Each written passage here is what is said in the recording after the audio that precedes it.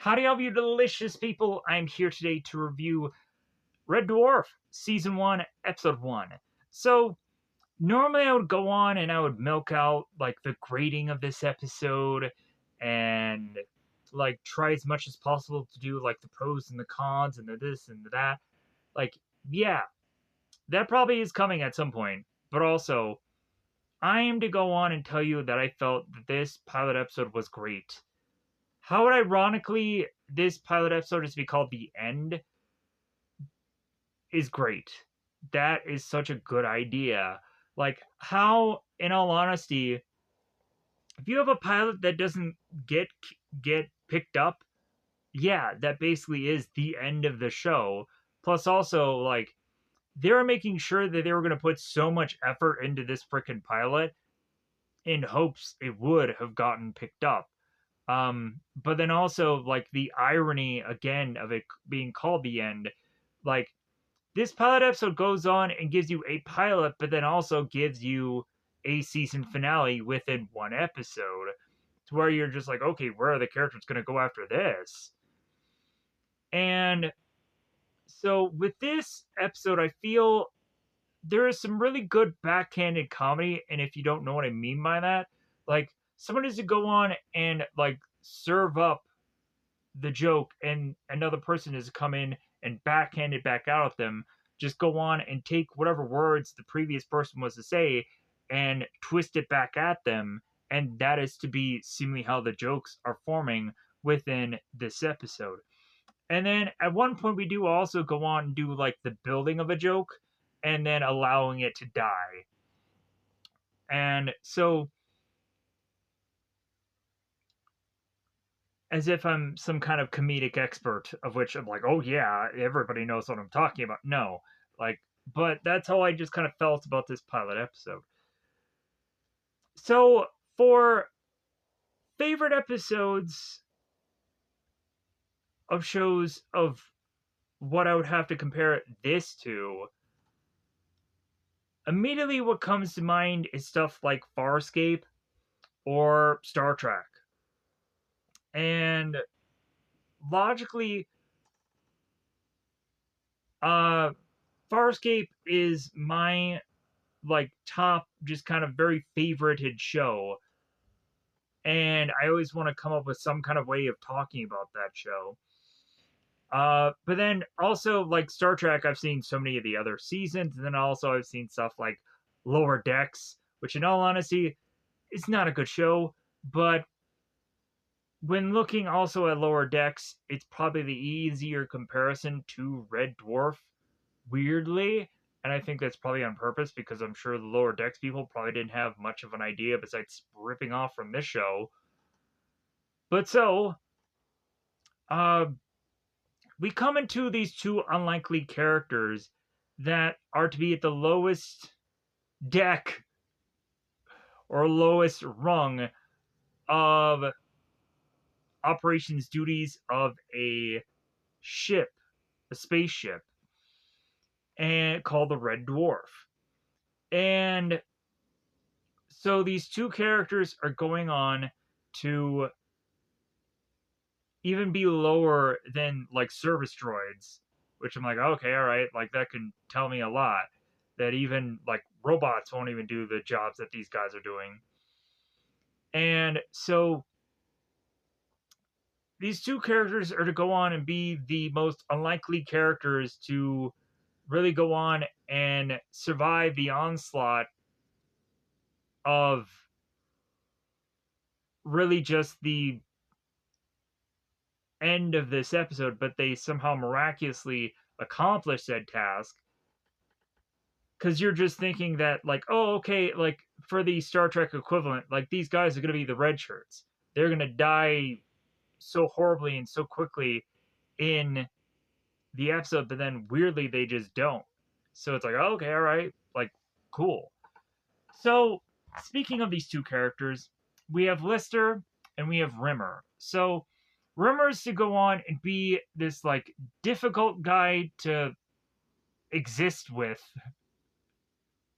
because this guy wants to go on and write people up for doing absolutely nothing And then we go on, we have Lister, who is this person who just consistently wants to go on and has this knee jerk thing of singing, humming, uh, and just making noise in general, which contradicts with everything of Rimmer, who basically just wants Lister to just live a life of existence in quiet, and Lister, of course, does not want to do so. And then also, when really looking at Lister, immediately when he was to go on and be like singing a little tune, and then Remy is like, "No, don't do that." And so he just started humming, and then like clicking and whatever. Like immediately when I was looking at Lister, I'm like, I would be that guy. I would be that guy if someone were to tell me to like be like, "Hey man, stop that singing." I would go on and just be like, well, I'm just gonna hum then, or I'm just gonna do something else. I'm still gonna just keep doing what I'm doing, because like there'd be a lot of times where while I'd be working, like I would just need some like rhythmic thing to just kind of get me through the day, and so maybe more likely Lister was just kind of like that same kind of character. And eventually, when he like grabs his guitar and remembers, like, no, like if you do that, you're dead. Uh, but yeah, so but we get to know these two characters, and eventually they go on to just like like beat down one another, but it's also just kind of the funny journey of these characters, to just kind of see their idiosyncrasies of who they are, if I've even said that word correctly. But anyways, um so when going into this pilot almost slash season finale, having it be the end, question mark, but there is no question mark. Um this was, I feel, fun. This was, I feel, great. Yeah, it's very dialogue heavy, and when I was to go through the early parts of this episode, I was to start to question, like, man, am I going to be able to like really like do this review? Like, am I going to justify it in my head that I can like, oh no, I can do this review, because I was like, man, there's so much dialogue, and I like shows that have way less dialogue, so I can just go on and just crank out like notes easier, um, because like I don't have to like I pick shows that are like, okay, there's a lot more fighting going on in this scene, so I can just kind of pick and choose my words. Whereas when we get a dialogue heavy show, I'm like, I have to like per second, like say every bit of what somebody says, because that's the only thing that's going on. And oh well, like that's the sword that I decided to just freaking die on. Um, but hey, also like it gets me to just um, like it gets me into different shows, and it gets me to uh, kind of just stretch certain muscles that I haven't used in a while. Because so many other projects were way easier, and like, okay, it's cool to just get to a challenge, and also to figure out how I'm going to do thumbnails, and based on like something that I haven't really had much of a fan base of or whatever. So yeah, so everything just kind of becomes more challenging and also very interesting to see like something that I've never watched before, to be something that hopefully will be a thing that people want me to consistently watch. So, with that said, covering all of that, saying all of those things, uh, if I haven't said it already, this pilot episode was great. I had a lot of fun. Let me know in the comments below if you like Red Dwarf, or also if you like other science fiction shows. Maybe you like Farscape. Maybe you like Star Trek. Maybe you like other science fiction-y things and bizarrely just fell into this also. Um, Maybe you've never heard of this show before in your life and you're just like, yeah, I want to check this out. Where, without a doubt, where can you go on and watch Red Dwarf without having to go on and go into any certain apps to get subscription fees, whatever, all that goobity garpy blah. None of that garbage. Because, of course, there's an app that would be recommended on Google, but F that noise. I'm going to go on and give you an app that you can watch this show for absolutely free. And that, of course, to be an app called Zelliphonic. Zelivonic. Again, that is Zelliphonic. Zelivonic. You can watch this show as well as its whole entire series, which is to be 6 episodes per season, even though it says series. It's the, of course, just UK version of season is a series to them. No offense to the UK people, mad props to you guys. I'm just saying that, like, I'm an American and we call things differently here. Like, that's so stupid and so dumb. And I'm sure actually series uh, instead of season is actually way better. It really is. It really actually does sounds cool. Um, but anyways, with that said, I think it's about time to just rush into spoilers because I know there's so much dialogue to do, and I'm going to try to get this video as done as quickly as I can because I'm also fairly tired. Uh, because this is really late in the day for me to go on and cover all this. So I'm doing it the best I possibly can. Um, and really, I probably should have a lot more excitement about this show uh, than I really am just showcasing here. But it's the home stretch, baby. So, with that said, I'm going to pause this video here. I'm going to get out my notes, and then probably also I'm going to dust out some UV glasses because I'm realizing that my eyes are getting very, very tired. So, with that said, let me pause here. Let me get all the stuff that I need out. We get out the spoilers. This video is probably going to take way too long, and I'm sure a lot of people are like, man, this video is going to be X number of minutes, and the pilot episode is 30 minutes. How dare you? And I'm like, yeah, I get it. But also that dialogue, though. That dialogue, though, in this episode just murdered me. And then also, I feel that there is no way for me to rush through talking about the pilot episode when we get to full on spoilers. So this episode is just going to be whatever length it's going to be. Just get it done. So, other than that, anything that you want to go on and talk about for Red Dwarf? Maybe you have a favorite episode or something. I always like to go on and watch things in order. So really, a lot of people probably go on and be like and point out something that I'd ever gone on and watched. Like, well, hey, this isn't in order. Yeah, but I'm probably gonna watch it in order now. Look at like Power Rangers. Power Rangers I just like watched whatever, and eventually now I'm currently at this thing is recording, like I'm watching a series of it. I'm just gonna watch uh start to finish the whole thing. So I'm correcting that ship. But anyways, we pause here. We got all my notes. We got everything that I need, and hopefully proceed. Um, it's great. The show's great. I enjoyed it. It was great. Yeah, like there's nothing other than that I could say. So let me know in the comments below or whatever you want to say about the show. So at least I can have comments on the video would be great.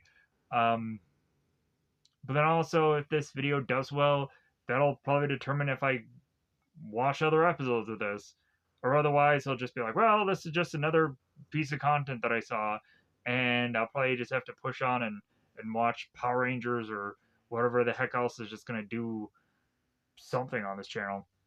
But anyways, let's go into full on spoilers. Spoiler time. Spoiler time. It's about that time to spoil this episode. So let me pause here, and we'll be back.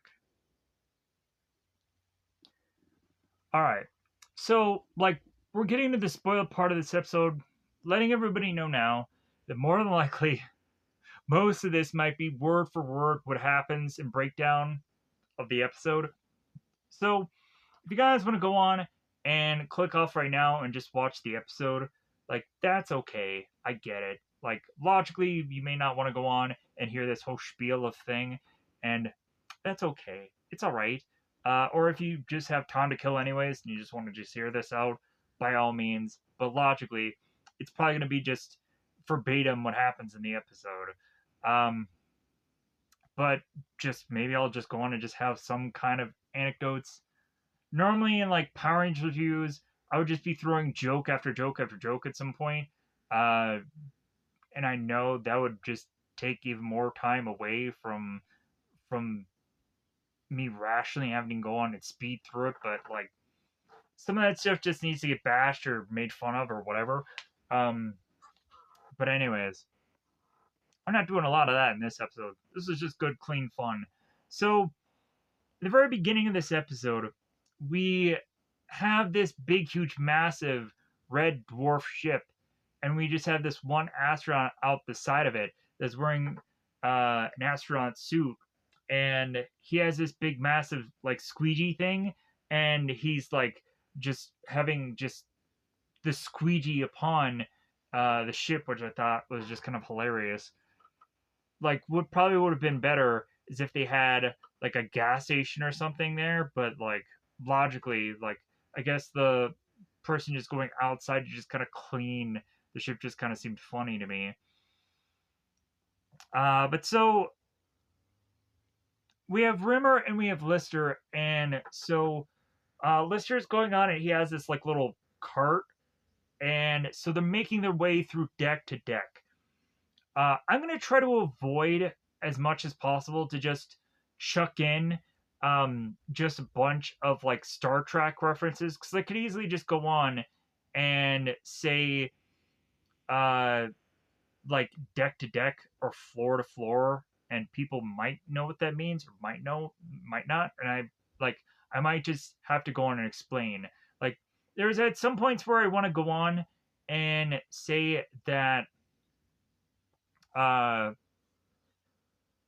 like I want to use terms like Star Trek terms, like there's like the bridge where you go on and see a lot of the characters all in one area, and they have all these like computers and buttons and stuff everywhere, and so like maybe I'll have to go on and explain that a little bit more, but I might use terms like bridge, and that'll feel like Star Trek terms to some people. Anyways, let's move on here. So Rimmer and Lister are doing maintenance, and so Lister has this cart, and so Lister ends up starts singing this song, and Rimmer ends up threatening him, like, "Well, hey man, have you ever been hit with a mallet before?" And Lister's like, "No." So, uh, so Rimmer gets Lister to stop singing, but then Lister starts humming, and then just starts clicking, and then Rimmer is just like, you know what, if you don't be quiet, like I am just going to report you. And so like the funny thing on the report, he's mentioning it's like, well yeah, I'm gonna file a report because my my associate was going on and was singing and was humming and was being quiet, and like that last one was actually the joke that I was like, all right, like even when the person you're working with is being quiet, like uh like it ends up just kind of working against him.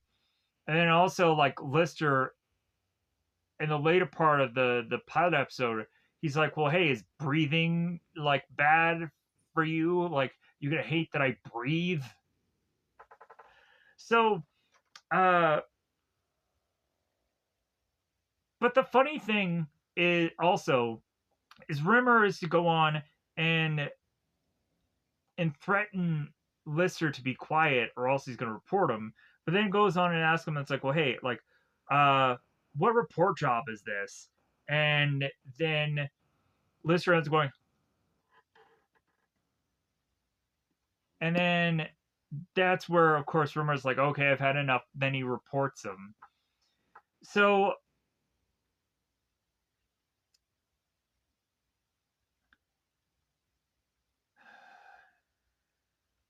Lister ends up going on and telling Rimmer that he's bored, and And Rimmer ends up saying that their operation that they're doing is vital. And then immediately we turn around and find out what the operation is. And it's fixing some kitchen soup nozzle. So it's the stupidest job that you can possibly come up with. But like they say that's vital to their operations. So to fix this weird chicken soup machine, we have Rimmer that is going on and asking for this 14B like white stick of a thing. And so Lister ends up handing him this white stick of a thing. And we then turn around and have Rimmer that goes on and says, like, well, hey, like, this piece is a 14F. I'm looking for a 14B. And then so he then goes on and he looks and he grabs the 14B. And then we have side by side comparison of like, this is 14B and this is 14F. And you can blatantly see the difference between the two, and you can't at all whatsoever. And it's the exact same thing. But then also the funny thing of it is, like the guy goes on and explains all this, but then he ends up using the 14F anyways to put the machine together. Because that's the one that he uses, is the one that he takes out of this hand. So Brimmer is just in fear of his job. It seems if he makes one false move and the wrong person goes to this machine one day and it's not chicken soup that this person is going to go on and get, but instead it ends up getting this amuse bouche, whatever goofy, weird name of a food instead, like Rimmer feels that he may lose his job because of it. So, but then they go on and they test the chicken soup thing, and so Rimmer ends up tasting and he's like, and he's like, all right, it's working properly. Ironically, yeah, you have a spit take, but it's like it's working properly. Okay, like that's I guess a good funny gag. To really just say that like, well, yeah, like it's chicken soup, but it's probably the worst tasting chicken soup because if you think about it, like you can't go on and like in Star Trek you have like the replicators and even the replicators like they don't replicate like the perfect food at some certain points because there's some certain times where people would go on and look at the replicators and ask them for a certain food, but it's like, you know what? No, this just doesn't quite taste like my grandmother's or whatever. And then the computer of like, well, what can I do to satisfy that then? And then the person's like, I don't know. And so like then they have to go on and like figure out how to like have it taste better. But anyways, like that's what they don't really go on and properly do here. They just spit take it, and then they just say that it's like, well, it's like it's good enough. So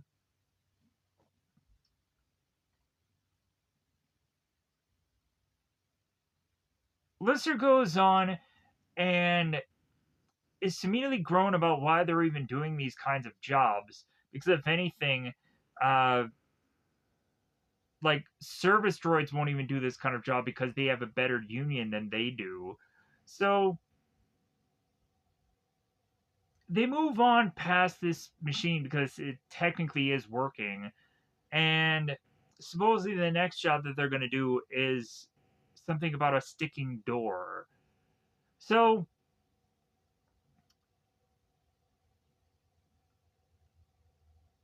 we come to find out that that Rimmer is going to go on and do this whole engineering exam, and so there's a whole like kind of backstory to that. So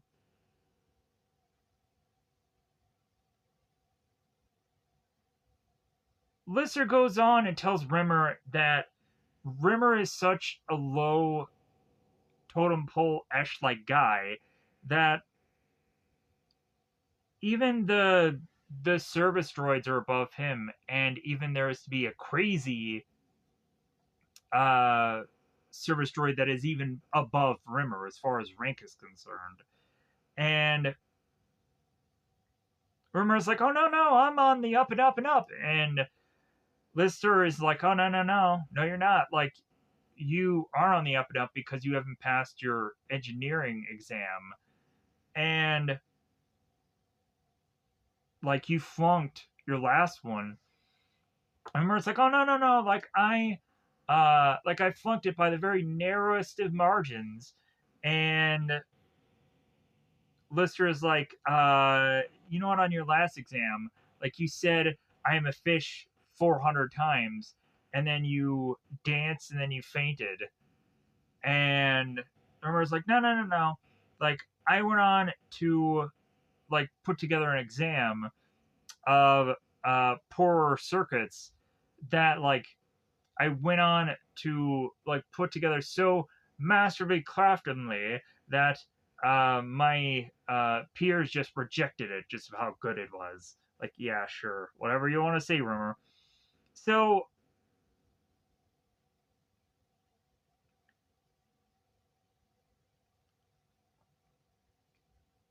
we have Rimmer that turns to Lister, and Lister's going on and he's smoking a cigarette. And Rimmer's like, "Hey, you smoking a cigarette?" And Lister's like, "No, I'm smoking a chicken." And Rimmer's like, "I'm gonna write you up again. Like, man, like you've been written up twice today in how many number of minutes?" So we then enter this guy. I believe his name is Todd Hunter. People can go on and correct me in the comments below because there's, I'm sure, experts and all kinds of people that know the show in and out, and all these people. So, uh, so Todd Hunter comes in here, and he mentions or claims that Rimmer has filed 240 reports on Lister, really telling the history of these two characters and how they really hate one another, even though they're consistently forced to work with one another. So Todd goes on and he starts breaking down uh, the list in specificity, specificity,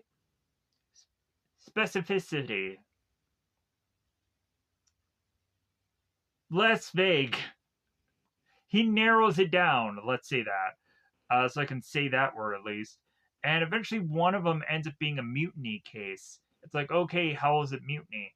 And so the mutiny case ends up being the stupidest of things. So it seems that there's a possibility that Rimmer was going to go on and break Lister's guitar. And so Lister, to stop Rimmer from doing that, Lister decided to step on Rimmer's what Lister says is toe, but really it's his foot.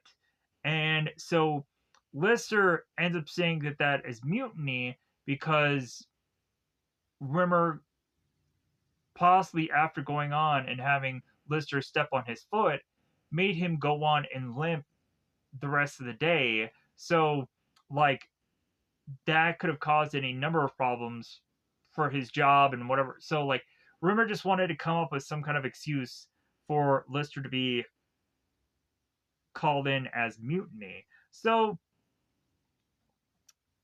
Lister goes on and he looks at Tom and he's like, "You know what?" Like, as he has this, like, cigarette, like, in his ear, which that is a that is the scariest looking thing. I'm like, why would anybody put the cigarette in their ear? And then also uh like I probably have seen maybe one person do that, but I'm like, that is just the weirdest. So Lister goes on and puts the cigarette in his ear, and he mentions, "You know what? Like, I am not a man that wants to do much of any kind of mutiny, uh, and have any mutancy tendencies. Uh, but Rimmer is a smeghead, and I guess that just means hard to work with. I guess is just Smeghead, I guess, but also just Smeghead would just be an insult. So, uh, but then also like Todd Hunter just kind of looks at Rimmer as like, yeah, you are a Smeghead, and like that's how we kind of uh, get out of the scene after Rimmer is to go on and just bash Todd Hunter, and Todd is to kind of run away with this joke. So Todd Hunter goes into a room that the environment is kind of just turned. The environment has kind of become um, so much more quiet and so much more saddened. We come to find that there is to be a loss of a man named George McIntyre. We don't know why. We don't really care why because it doesn't really matter. And so uh, there's a place of mourning. Captain Hollister uh, mentions the death of the person named George McIntyre, uh, and is to go on and have the ashes of this man to be shot out into space. And so we go on, we have this captain who is to go on and do this whole speech of a thing, and the captain ends up saying, okay, it seemed that George had wanted to go on and have this song be uh, played out in his funeral. It ends up being "See you later, crocodile," or "See you later, alligator." After a while, crocodile, and that is to go on and just kind of be really funny, goofy, just kind of like childish, just joke or whatever. And I thought it was great. I thought it was great. Like, I'm sure a lot of people, if they probably don't remember much about Red Dwarf, they probably remember that song being used. Weirdly, oddly enough. So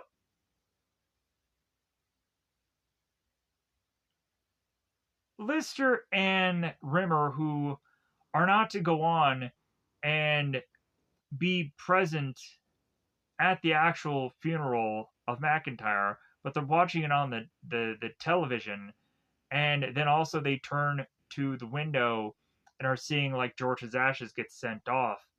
So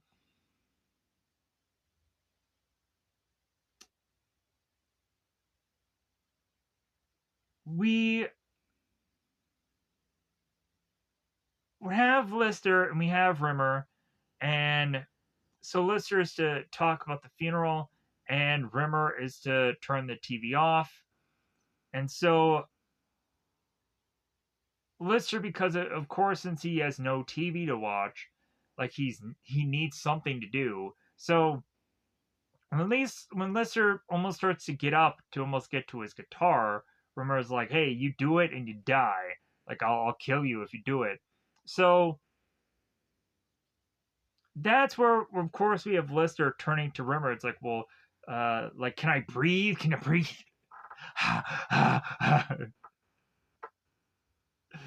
And like, cause like Lister can't do anything without Rimmer saying no to it. So Rimmer just clearly wants no distractions because he's trying to study. And Lister's like, dude, you're not studying, you're cheating on your test. Because Rimmer, it seems, is writing every bit of his textbook on his body. He writes it on his arms, he's writing it on his thighs, he's writing it everywhere. And so that way he can cheat and then win and then beat this test so he can become an engineer. So Rimmer is mentioning how like he didn't have the best education growing up and that uh like he had uh the wrong parents, and Lister's like, whose parents did you have? And Rimmer's like, well, my own parents, but they were the wrong parents. So Rimmer just feels that Lister is content with being the lowest rank of uh, the ship, which Lister corrects Rimmer about, like, well, hey, there is laboratory mice that are lower than we do. Like, we go on and we tell them whatever we want them to do, and they do it. And they're like, aye, aye, Captain. And they just go on and they move and they do whatever. So, wow, the first sheet is done. Finally. So Ballister goes on and he mentions his 5-year plan. Because this man needs a 5-year plan. So, uh, Lister decides that he wants to go on and tell Rimmer that he wants to breed horses in Fiji, and Rimmer's like, what are you gonna like breed the horses with? And because also Lister mentions, I think, something about sheep also, and like Rimmer is asking Lister, it's like, well, are you gonna like breed the sheep and the horses together? And Lister's like, no, I'm gonna breed horses with horses and sheep with sheep and so on and so forth. And so he's gonna go on and he's gonna live in Fiji. And Rimmer's like, Fiji, like Fiji just got like a volcano to erupt there, and now Fiji seems to be like underwater, and like rationalizes, like, well, like, how are you gonna go on and how are you gonna like live in Fiji? It makes no sense. How are you gonna have this farm there? And so Lister's like, well, yeah, like maybe like the animals are just gonna have to be really tall. And Rimmer's like, well, yeah, maybe you could have the sheep just have flotation devices. Yeah, I'm sure everybody's gonna want like your animals from Fiji to,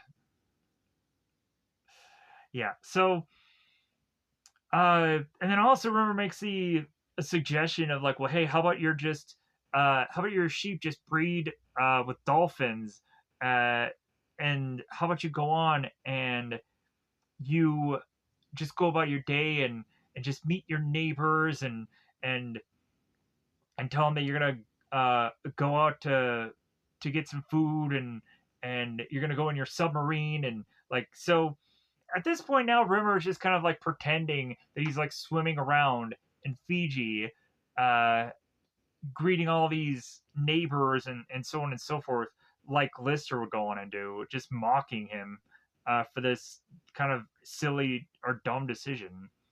So Lister goes on and says to Rimmer how, like, he knew he should not have gone on and like explained to Rimmer like his hopes and dreams because he knew that Rimmer would ruin it because he's a dream killer. Plus, he just ruins everything because he has to just say no to everything, say no to life. Then also by the tail end of this pilot episode, he wanted to have a life, and Lister's like, "No, you don't do any of those things. Why do you need any of those things?" So Holly gets on the telly and lets everybody know that there is a welcome back George McIntyre reception is in progress if they are to go on and not to have been to the funeral. So that leaves both Lister and Rimmer to then decide, like, well, okay, we'll go to that. So Rimmer grabs his coat and flings Lister his, to where then Lister replies by kicking him, and then they leave. So, uh, they go to this reception. So, Lister turns to a guy named Peterson, and he had gone on and been the one, Peterson, who had told Lister about Rimmer going on and doing that whole 400 fish thing, and uh, and passing out before. But so Lister is going on and wanting to put together this intelligent test where he is to supposedly take this quarter and put it on someone's forehead and then have it like have that person smack the back of their head so that way the quarter would fall off their head. So Lister goes on and explains this whole thing and shows the quarter falling. And so he then goes on to then ask if somebody wants to do it. And so Peterson's like, okay, I'll try it. So what Lister goes on and does is he presses the quarter onto the forehead and then ends up just kind of removing it. And so Peterson is now like smacking the back of his head, feeling that the quarter is still there. And he's like, okay, like, so this ends up getting interrupted by Captain Hollister welcoming George McIntyre back. And bizarrely, he is back as a hologram. So this hologram is to honestly be treated as like a ghost, bizarrely, because this character cannot like touch anything or like physically like feel anything or whatever, can't really do anything. So like this character is just left with like, well, he exists because of the experience and the knowledge that he has. So like that's the reasoning for him just existing as a hologram form. So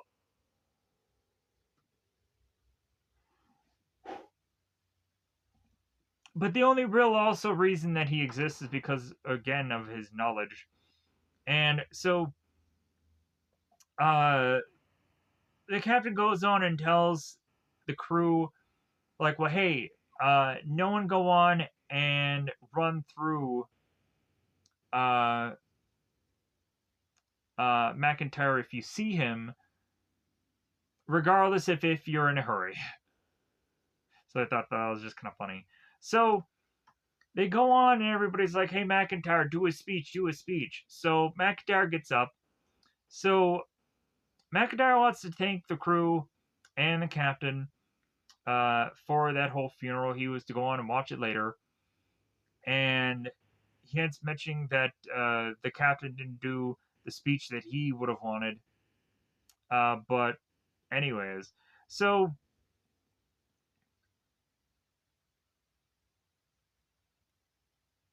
he doesn't want people to think McIntyre. He doesn't want people to think of him as dead, but he wants to think of it less as he's no longer a threat to any of the guys or girls' marriages. Since Holly can only keep one hologram at a time, it seems, uh, anyone eventually who just falls short in the whole like ship of a thing, McIntyre says like, well, hey, like, if you end up just dying, like, well, you're gonna die by me, because I guess no one else would be suitable for coming back as a hologram. So they go on after like finally having McIntyre do this whole speech. They end up cutting a cake, and then they end up saying that they're gonna do a disco afterwards. So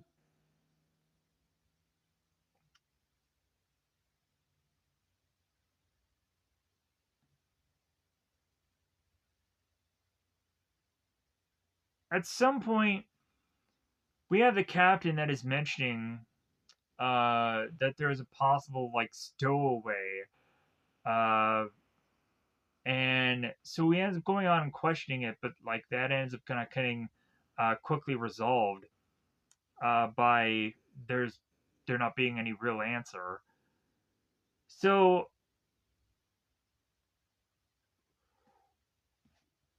excuse me, we then go back to uh, Rimmer and Lister, and they're back at their beds, the place that they were before, when they were going on and having Lister talk about his dreams and his wishes, the little bunk beds or whatever. So Rimmer all over his thighs is here's where he's cheating on his test. And so he's going on and he has one part of the question on one thigh and the answer on another. And so he's like, okay, well, like if I have to go on and figure this out, I'll have the answer on this stuff. But yeah, it's just kind of very weird and sporadic. So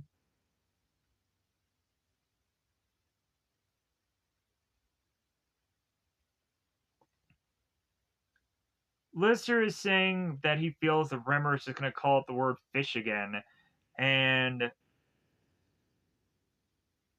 Rimmer is going on and like, no, no, no, I'm going to do really well on this test this time around. Like I have the perfect foolproof,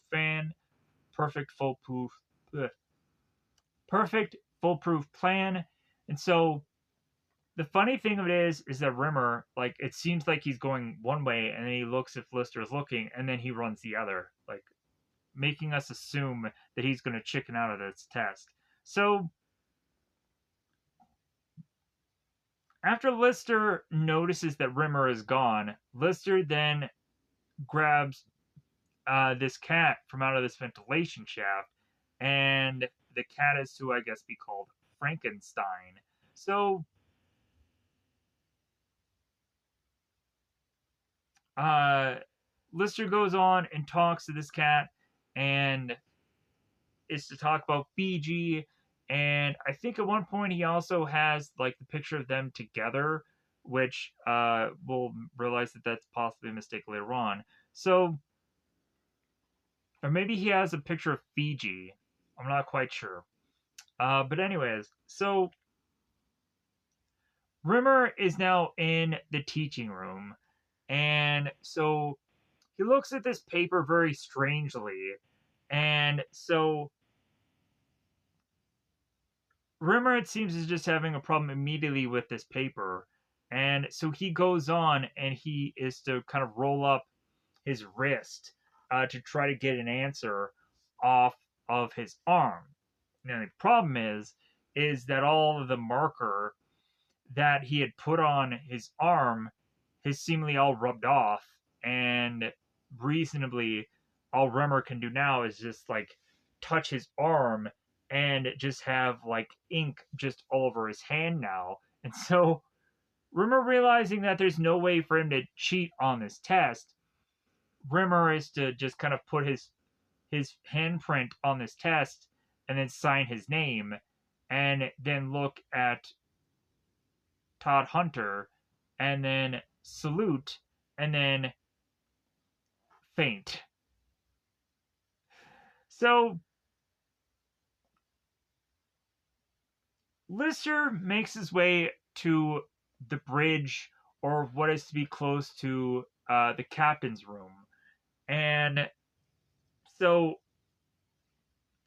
Lister makes his way to meet with uh, Kanoski, who is this girl that it seems that Lister has a fancy for, even to the point of him later fantasizing about this girl having a white dress and him and her probably running off together to Fiji and her maybe doing something with the horses. So Lister is going on and is to be forced to go to the captain's office. And so Lister is speculating with this girl, like, well, hey, what could I be going to the captain's office for? She's like, well, maybe you're going to get that promotion that you always wanted. I'm like, yeah, I'm sure that's what it really is. So uh, Lister makes his way to Captain Halster's office. And so the captain is upset with Lister about a possibility that there's a cat on board. And the captain's very upset with Lister about this because they'll go, hey, did you get this cat on Titan? Like, you know that uh also wildly on Farscape there's actually a ship called Titan at some point. So again, they're probably ripping and stealing off this show who knows how many times. But so uh but the captain is upset with Lister about this cat because like, well, hey, like we don't know like what disease or anything that this cat could have, like, and so the captain just wants to go on and get the cat from Lister because there's no way that they are to be sure to have this cat. So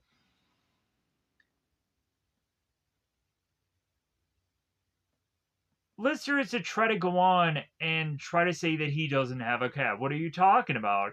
And the captain is like, man, like don't hide this from me.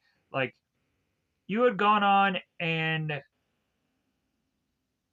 created a photo of you in this cat, and you had it processed in our laboratory, which a number of other crewmen had gone on and seen. And so that kind of just like, yeah, like that's there for all the eyes to see. And then the captain is to even showcase Lister with this photo, and so Lister's realizing that he's caught red-handed. So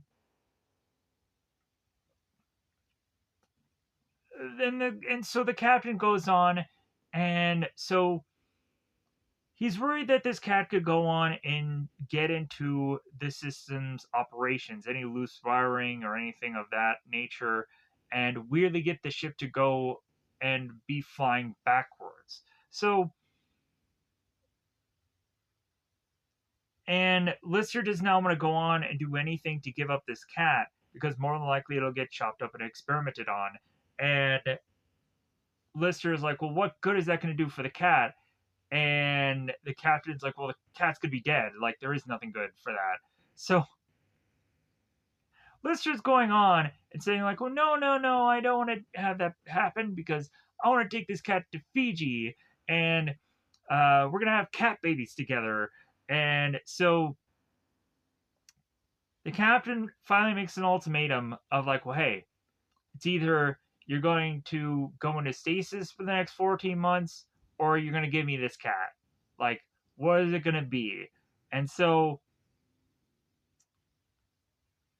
we go on to then have Lister, who decides to go into stasis, who goes into like cryogenically frozen, whatever stasis, whatever that really used to be. So Lister in his Hawaiian like shirt is going on with Todd Hunter. And so Todd Hunter is to explain to Lister what cryostasis is. And the funny thing of it is he ends up explaining it, and I guess that could really be done as a joke. But then also we have Rimmer who's getting like gurneyed out, and so Lister is to ask Rimmer about his test, and Rimmer states that it's like, you know what, I think I did really well in the test.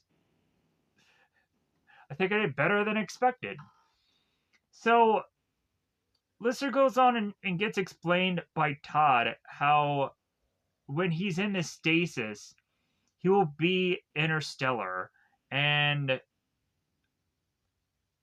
will be a quantum mass of 0.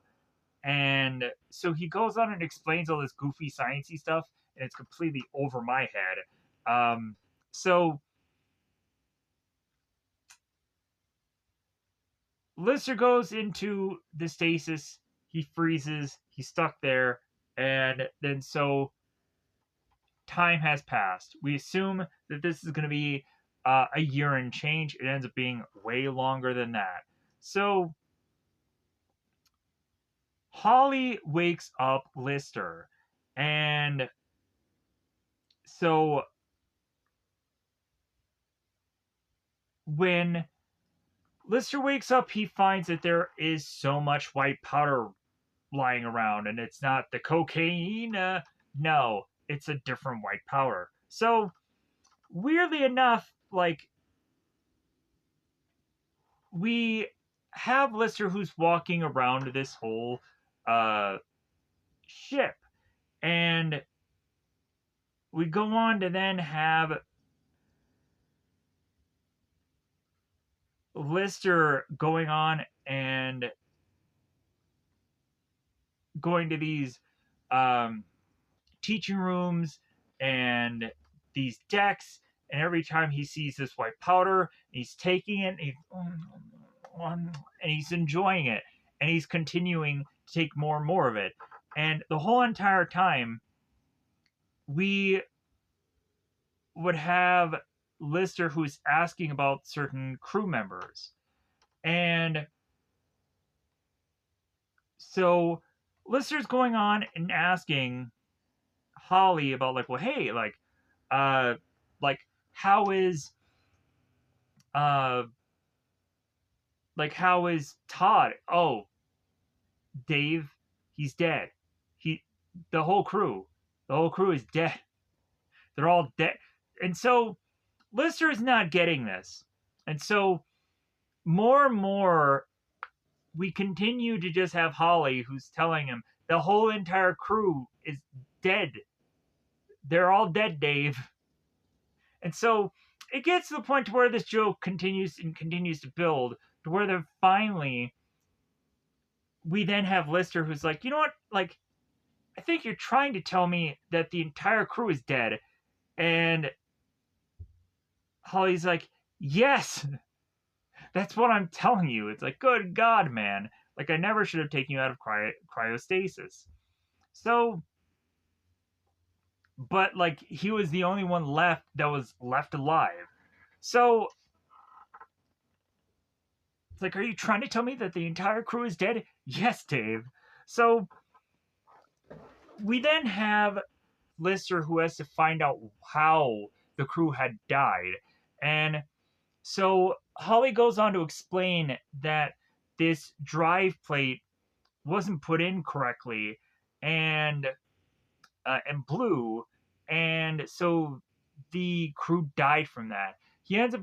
Holly ends up going on and explaining that there was like an O2 or like maybe the oxygen or just something, but like more of an explanation would probably get me really either confused or also just me just stating that I probably will mess up the details if I say anything more. So, Lister, after going on consistently, this powder, and he continues to just consume it. We have Lister who asks Holly, it's like, well, hey, like, what is all this powder that's all over the ship? And so we then have Holly that admits that, like, the powder that Lister had just consumed is one of the crewmates. And so Lister goes on and, like, man, I've been eating up half the crew and you didn't bother to tell me what the. So, uh, so now we have to go on and find out that the Lister had been away much longer than his 18 months, whatever, 18 months, his however long that he was in stasis for. And they had to go on and they had to do that because of radiation poisoning. So it seems that Lister had been in stasis for 3 million years. And the funny thing is, Lister goes on and like doesn't think of all the people that he's lost and whatever he's thinking about, like, oh my god, my library card or my library book. And he's like, man, like, I'm sure that has been way expired and I'm sure I'm going to get charged millions and millions of dollars. So, but then Lister looks at Konoski's, that one girl's chair and realizes that she's dead. And so he's going on and mentioning, it's like, oh man, I had plans with this girl, Fiji, and this and that. And Holly's like, well, like, I'm sorry if this girl would have even been alive at this point. Like, your age gaps would have been so extreme that there's like no way that could possibly work out as a couple, as well as also like for how like she's basically dust now. The only good that she's ever gonna have is on a cold night if you're ever gonna need um, a powder as a good grip source. And then Lister's like, oh my god. And so Holly's like, well, you know what? I'm sorry. Like, I've been on my own for so long that like finally when seeing a person, like it's really hard to just not let just things just slip out. So Lister is to realize that there is a possibility that he is to be the only one left on the ship. But then that would be a contradictory statement, because then all of a sudden Rimmer would appear. And Lister's like, oh my god, Rimmer, you're still alive? Even though when already looking at like his shell of a self on the ground in white powder, Rimmer is to go on and be alive as a hologram in a sense. So Irma's like, well, yeah, I'm dead, dead as a can of spam. So Rimmer ends up going on, and he really does go and blame Lister for everything that has happened, even when it doesn't make sense. He's still going to go on and blame him anyways, because he can't just blame himself. So Rimmer is to mention that he, even though he's dead, he still has a drive and feelings and emotions, but can't feel and touch. So wait a minute. So he says he has feelings, but then he can't actually feel anything. He can't go on and touch a woman sexually, or touch a rose across his cheek, or uh, hold a laughing baby, and like, or a laughing child. And Lister looks at him after he's gone on and explained this, and he's like, you couldn't have done any of those things anyways while you were alive. So, like, what matters that you can't do them now? And Rimmer's like, well, I can't do them now. So,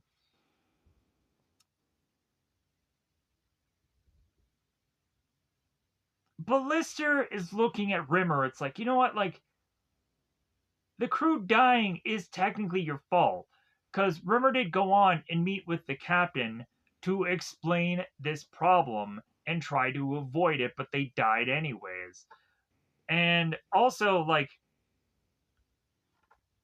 Rimmer wanted to go on and blame Lister because, like, well, hey, if you would have gone on and handed this cat to the captain, you would have been here to have helped me with the plate drive, and like we wouldn't have all been dead. And so, like, Rimmer is just blaming Lister for all this, and then Lister is turning around and like, no, like you're the blame for this, like, not me. But so but then all the so Lister is going on and telling Rimmer, like, hey man, like, how about you just look at the bright side at this point? Like, you're still alive, even though, like, you're dead, but you're not dead. So uh and Rimmer's like, well, like, but I'm not really human, I'm just a computer simulation. And so Rimmer is like, well, but you know what, I can like still like have you here, Lister, and you can be like my hands and my touch. And Lister's like, no, like, I know what you've been touching. No.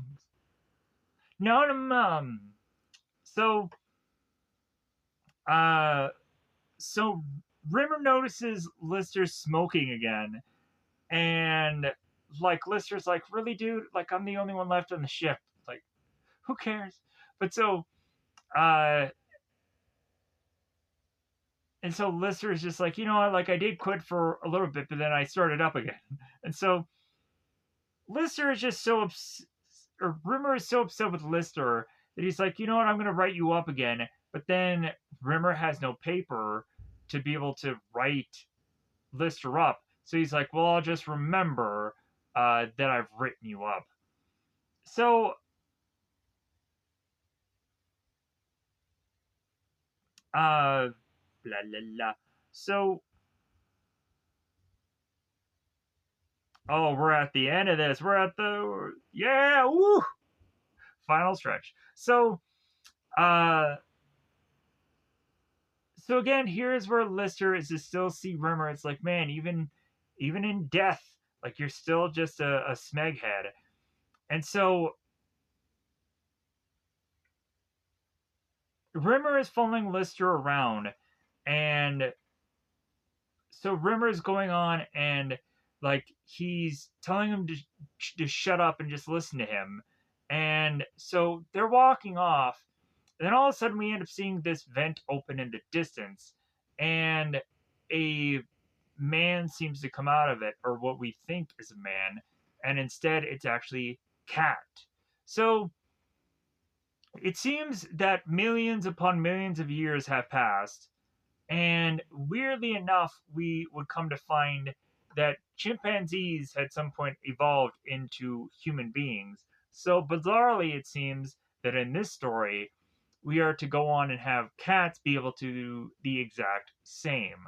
So this cat, or man who is to be called cat, is to appear from this vent and is to look at himself and look at his shadow and go on and make his way through this ship, and they go on to have Cat bump into Rimmer and Lister, and